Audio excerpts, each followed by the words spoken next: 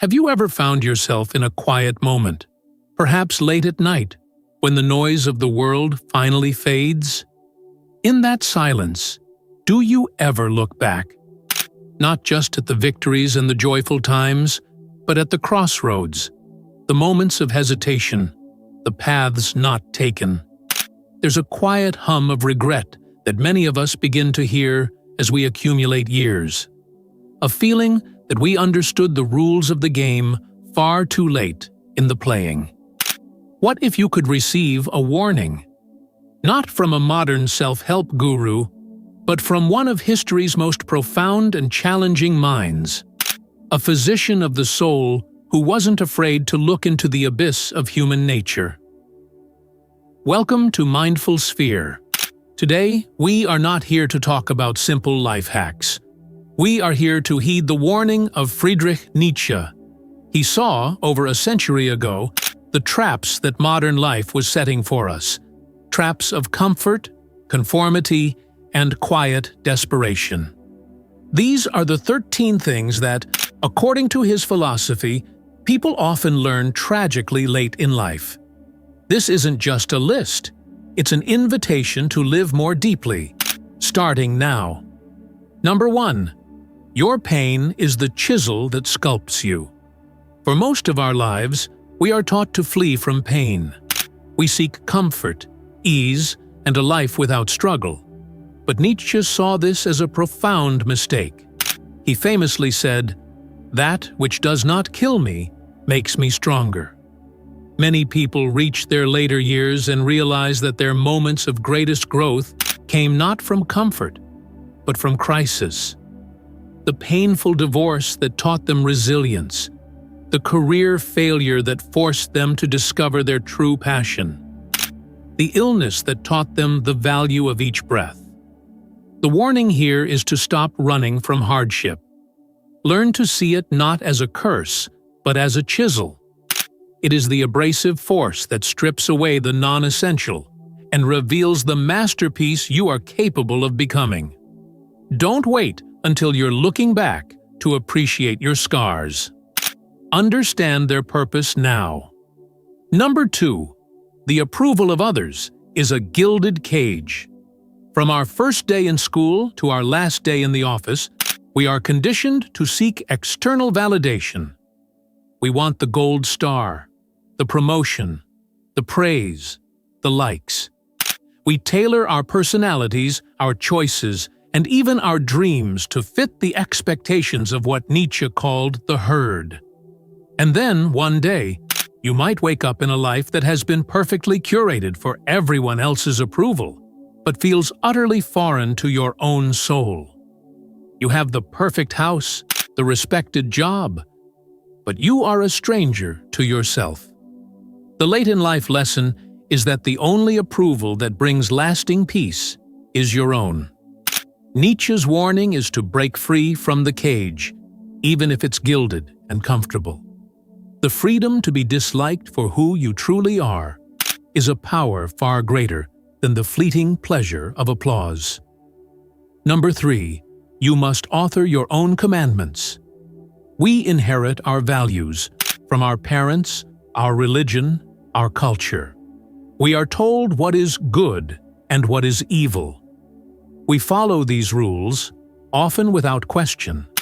But Nietzsche argued that for a human to reach their highest potential, to become what he called the Übermensch or Overman, they must move beyond this inherited morality.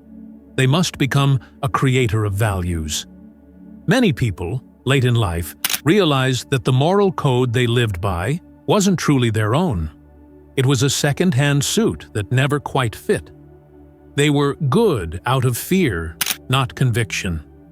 The challenge is to examine your own principles. What do you truly believe is right? What is your highest virtue? Have the courage to write your own 10 commandments, ones that resonate with your deepest self. Number 4. The siren song of comfort leads to stagnation. Consider the lion in the zoo. It is safe, it is fed, it has no predators, it is utterly comfortable, and it is a shadow of its true self. Its power, its majesty, its very essence, has been traded for security. Nietzsche saw modern society as a comfortable zoo. We seek security above all else, avoiding risk and challenge. But a life without challenge is a life without growth. It's only when you stand at the edge of your comfort zone that you are truly alive. People learn too late that the years they felt most alive were the years they took a risk. Starting a business, moving to a new country, falling in love. Don't let the search for comfort become the anchor that stops your ship from ever leaving the harbor. Number 5. Envy is the poison you drink, hoping others will die. In our hyper-connected world, envy, or what Nietzsche called resentment, has become an epidemic. We scroll through the curated lives of others, feeling a bitter resentment for their success, their happiness, their youth. Nietzsche saw this as the hallmark of a slave morality. It doesn't create anything. It only seeks to tear down what others have built. The tragic realization that comes too late is that every moment spent in envy is a moment stolen from your own journey. It's psychic energy wasted on another's path instead of paving your own. The powerful alternative? Admire. Don't envy. See the success of others not as a reflection of your failure, but as proof of what is possible. Then, turn that energy back to your own work. Number 6. To love your fate, no matter how cruel. This may be Nietzsche's most challenging and beautiful idea. Amor fati, the love of one's fate. It doesn't mean being passive. It means accepting everything that has happened in your life. The good, the bad, the ugly, the triumphs, the betrayals, as essential components of who you are. So many people spend decades wishing things had been different. If only I hadn't taken that job. If only I had married someone else. This is a war against reality that you can never win. Amor fati is the practice of looking at your entire life story and saying, yes, I would live it all again, even the painful parts, for they made me who I am. To learn this late in life is to find peace. To learn it now is to unlock a new level of freedom. Number 7. You are a bridge, not a destination. Many of us live with the idea of a final form. We think, when I get that promotion, I'll be set. When I retire, I'll have arrived. Nietzsche saw humanity not as a finished product, but as a bridge. A rope over an abyss, stretching from the animal to the overman. You are not a static being. You are a process of becoming. The person you are today is not the person you have to be tomorrow. This realization is liberating. It means it's never too late to learn, to change, to grow, to overcome your past self. People who feel stuck in their later years are those who believe they've reached their destination. The wise know that the journey of self-overcoming never, ever ends. Number 8. Your body is your great reason. For centuries, philosophy and religion have often treated the body as a dirty vessel for the pure soul or mind.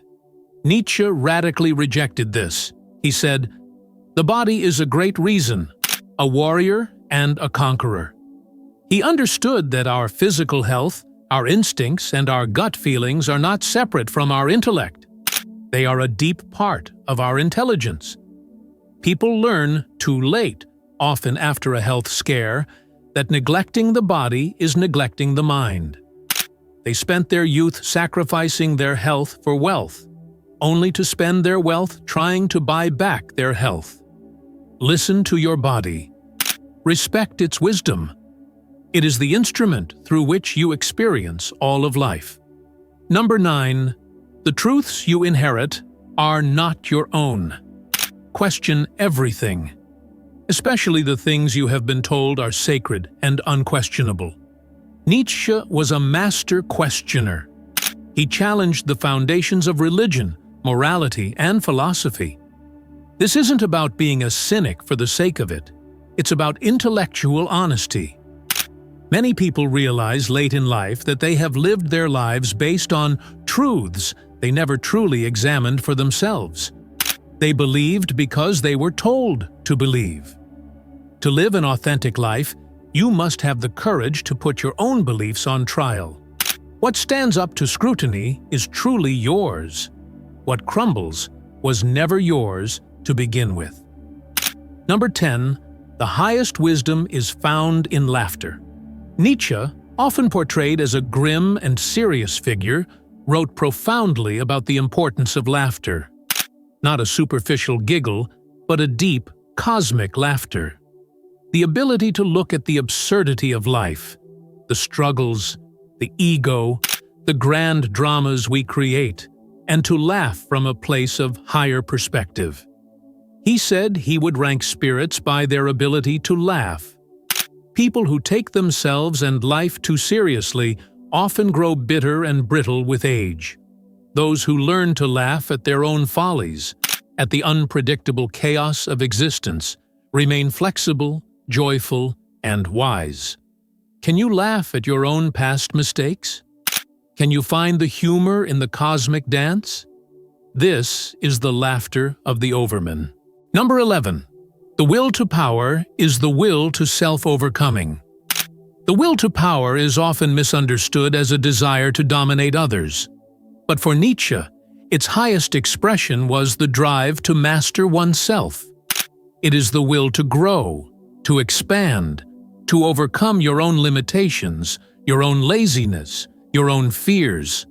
It's the force that pushes an artist to create a masterpiece, a scientist to make a discovery, and an individual to become a better version of themselves. Many people misdirect this will. They try to control their spouse, their children, their employees.